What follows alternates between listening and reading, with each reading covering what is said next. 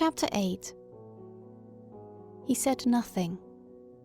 He took opium. The children said he had stained his beard yellow with it. Perhaps. What was obvious to her was that the poor man was unhappy, came to them every year as an escape, and yet every year she felt the same thing. He did not trust her. She said, "I'm going to the town. Shall I get you stamps, paper, tobacco?" And she felt him wince. He did not trust her. It was his wife's doing. She remembered that iniquity of his wife's towards him, which had made her turn to steel and adamant there, in the horrible little room in St. John's Wood, when, with her own eyes, she had seen that odious woman turn him out of the house. He was unkempt. He dropped things on his coat. He had the tiresomeness of an old man with nothing in the world to do, and she turned him out of the room. She said, in her odious way, "Now, Mrs. Ramsay and I want to have a little talk together." And Mrs. Ramsay could see, as if before her eyes, the innumerable miseries of his life. Had he money enough to buy tobacco? Did he have to ask her for it? 1/2 crown? 18 pence? Oh, she could not bear to think of the little indignities she made him suffer. And always now, why she could not guess, except that it came probably from that woman somehow, he shrank from her. He never told her anything. But what more could she have done? There was a sunny room given up to him. The children were good to him. Never did she show a sign of not wanting him. She went out of her way indeed to be friendly. Do you want stamps? Do you want tobacco? Here's a book you might like, and so on. And after all, here insensibly she drew herself together, physically, the sense of her own beauty becoming, as it did so seldom, present to her. After all, she had not generally any difficulty in making people like her. For instance, George Manning, Mr. Wallace, famous as they would come to her of an evening, quietly, and talk alone over her fire. She bore about with her, she could not help knowing it, the torch of her beauty. She carried it erect into any room that she entered, and after all, veil it as she might, and shrink from the monotony of bearing that it imposed on her, her beauty was apparent. She had been admired. She had been loved. She had entered rooms where mourners sat. Tears had flown in her presence. Men and women too, letting go to the multiplicity of things, had allowed themselves with her the relief of simplicity. It injured her that he should shrink. It hurt her. And yet not cleanly, not rightly. That was what she minded, coming as it did on top of her discontent with her husband, the sense she had now when Mr. Carmichael shuffled past, just nodding to her question, with a book beneath his arm, in his yellow slippers, that she was suspected, and that all this desire of hers to give, to help, was vanity. For her own self-satisfaction was it that she wished so instinctively to help, to give, that people might say of her, "Oh, Mrs. Ramsay, dear Mrs. Ramsay, Mrs. Ramsay of course," and need her and send for her and admire her. Was it not secretly this that she wanted, and therefore when Mr. Carmichael shrank away from her, as he did at this moment, making off to some corner where he did acrostics endlessly, she did not feel merely snubbed back in her instinct, but made aware of the pettiness of some part of her, and of human relations, how flawed they are, how despicable, how self-seeking, at their best. Shabby and worn out, and not presumably, her cheeks were hollow, her hair was white, any longer a sight that filled the eyes with joy, she had better devote her mind to the story of the fisherman and his wife, and so pacify that bundle of sensitiveness. None of her children was as sensitive as he was. Her son James. "The man's heart grew heavy," she read aloud, "and he would not go. He said to himself, 'It is not right,' and yet he went. And when he came to the sea, the water was quite purple and dark blue, and grey and thick, and no longer so green and yellow, but it was still quiet. And he stood there and said— Mrs. Ramsay could have wished that her husband had not chosen that moment to stop.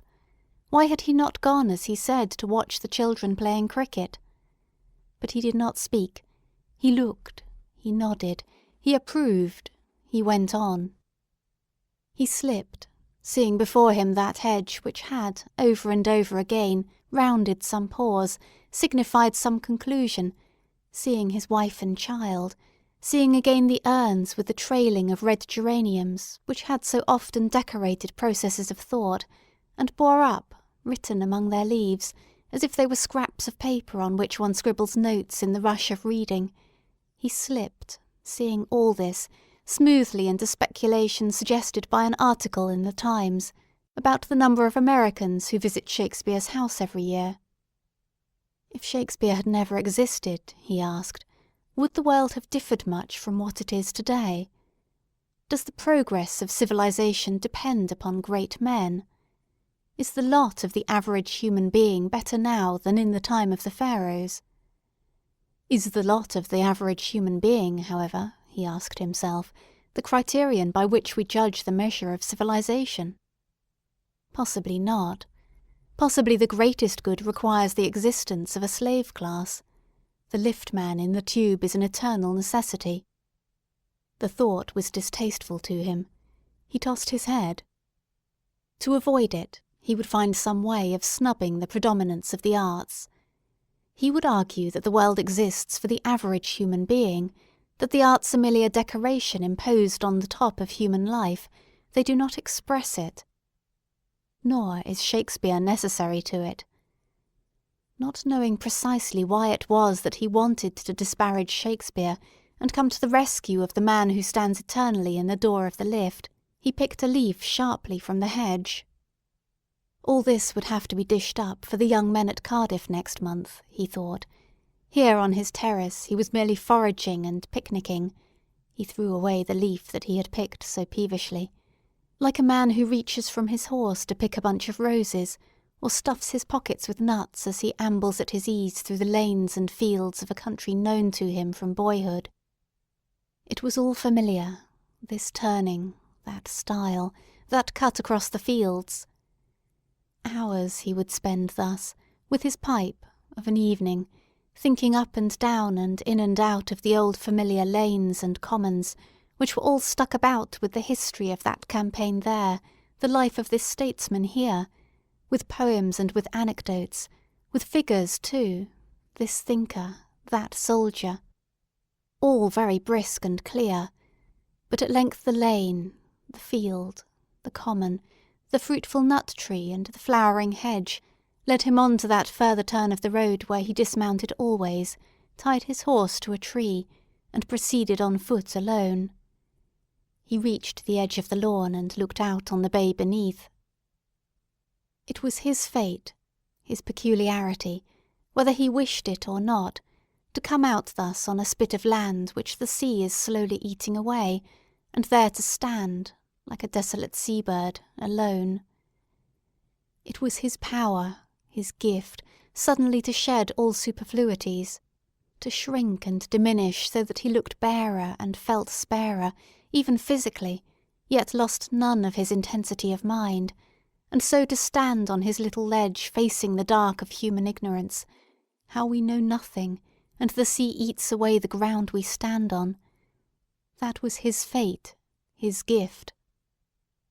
But having thrown away, when he dismounted, all gestures and fripperies, all trophies of nuts and roses, and shrunk so that not only fame but even his own name was forgotten by him, kept, even in that desolation, a vigilance which spared no phantom and luxuriated in no vision, and it was in this guise that he inspired in William Banks, intermittently, and in Charles Tansley, obsequiously, and in his wife now, when she looked up and saw him standing at the edge of the lawn, profoundly reverence and pity and gratitude too, as a stake driven into the bed of a channel upon which the gulls perch and the waves beat, inspires in merry boatloads a feeling of gratitude for the duty it is taking upon itself of marking the channel out there in the floods alone. But the father of 8 children has no choice. Muttering half aloud, so he broke off, turned, sighed, raised his eyes, sought the figure of his wife reading stories to his little boy, filled his pipe.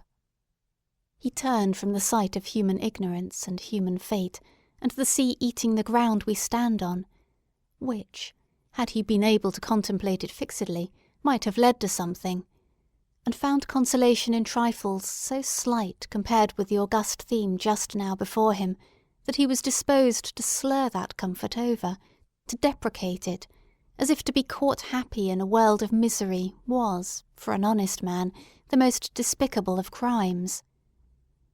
It was true. He was, for the most part, happy. He had his wife. He had his children. He had promised in 6 weeks' time to talk some nonsense to the young men of Cardiff about Locke, Hume, Berkeley, and the causes of the French Revolution. But this, and his pleasure in it, his glory in the phrases he made, in the ardour of youth, in his wife's beauty, in the tributes that reached him from Swansea, Cardiff, Exeter, Southampton, Kidderminster, Oxford, Cambridge, all had to be deprecated and concealed under the phrase talking nonsense, because in effect he had not done the thing he might have done. It was a disguise. It was the refuge of a man afraid to own his own feelings, who could not say, "This is what I like, this is what I am," and rather pitiable and distasteful to William Banks and Lily Briscoe, who wondered why such concealments should be necessary, why he needed always praise, why so brave a man in thought should be so timid in life, how strangely he was venerable and laughable at one and the same time. Teaching and preaching is beyond human power, Lily suspected. She was putting away her things. If you are exalted, you must somehow come a cropper. Mrs. Ramsay gave him what he asked too easily. Then the change must be so upsetting, Lily said. He comes in from his books and finds us all playing games and talking nonsense. Imagine what a change from the things he thinks about, she said. He was bearing down upon them. Now he stopped dead and stood looking in silence at the sea. Now he had turned away again. End of section 3.